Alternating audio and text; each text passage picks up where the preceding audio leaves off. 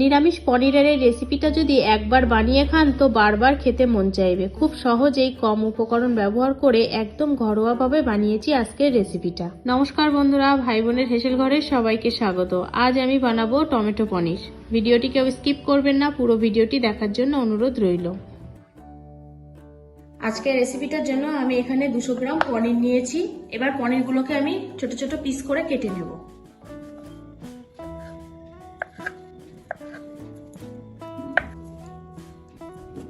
Square shape করে কেটে নিয়েছি পনিরটা।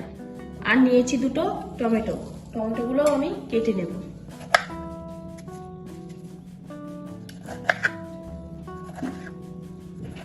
টমেটোগুলো আমি এইভাবে চৌকো চৌকো করে কেটে নিয়েছি। আজকে রেসিপিটা যেহেতু আমি নিরামিষভাবে বানাবো, সেই জন্য আমি একটা স্পেশাল মশলা তৈরি করব। তার জন্য নিয়ে নিলাম একটা মিক্সচার ব্লেন্ডার। এবার এর মধ্যে দিয়ে দিলাম 1 চামচ সাদা তিল, 1 চামচ চারমগজ, কয়েকটা কাজু বাদামের টুকরো, আর দিলাম 4টে কাঁচা লঙ্কা, কয়েক টুকরো আদা স্লাইস। মিহি পেস্ট বানিয়ে নিয়েছি। এবার রান্নাটা শুরু করব। গ্যাসে কড়াই বসিয়ে দিয়েছি, কড়াইটা গরম হয়ে গেছে। এখন আমি এর মধ্যে দিয়ে দেবো 2 চামচ সর্ষের তেল। তেলটা গরম হয়ে গেছে। এখন আমি এর মধ্যে 1 চামচ গোটা জিরে এবং 2টো শুকনো লঙ্কা ফোড়ন দিয়ে দিলাম। ফোড়নটা তেলে হালকা একটু নাড়াচাড়া করে নেব। এবার এর মধ্যে দিয়ে দিলাম কেটে রাখা টমেটোটাও একটু তেলে ভেজে নেব। 2 থেকে 3 মিনিট নাড়াচাড়া করেছি। টমেটোটা দেখুন কেমন গলে গেছে। এবার আমি এর মধ্যে দিয়ে দেবো যে মশলাটা বানিয়েছিলাম, সেই মশলার পেস্টটা। তেলে এবার একটু এটা নাড়াচাড়া করে নেব যাতে মশলার কাঁচা ভাবটা না থাকে। মশলাটা 3 মিনিট মতো তেলে নাড়াচাড়া করে নিয়েছি, কাঁচা ভাবটা চলে গেছে। এখন আমি এর মধ্যে দেবো কিছু গুঁড়ো মশলা।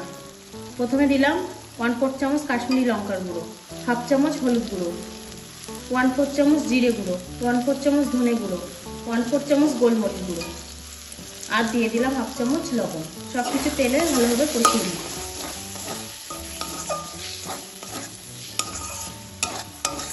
সব মশলাটা ভালোভাবে কষানো হয়ে গেছে। এখন আমি এর মধ্যে দিয়ে দেবো 1.5 কাপ মতো জল। এবার দিয়ে দিলাম ঝোলের আন্দাজে 1/4 চামচ লবণ, 1/4 চামচ হলুদ গুঁড়ো। ভালোভাবে সবকিছুকে মিশিয়ে নিলাম।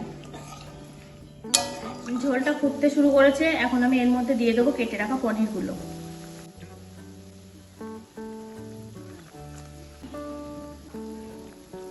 আস্তে আস্তে এটা মিশিয়ে নেব।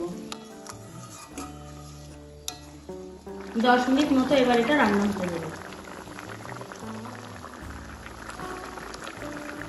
7 মিনিট মতো ফুটিয়ে নিয়েছি। দেখুন গ্রেভিটা কত ঘন হয়ে গেছে।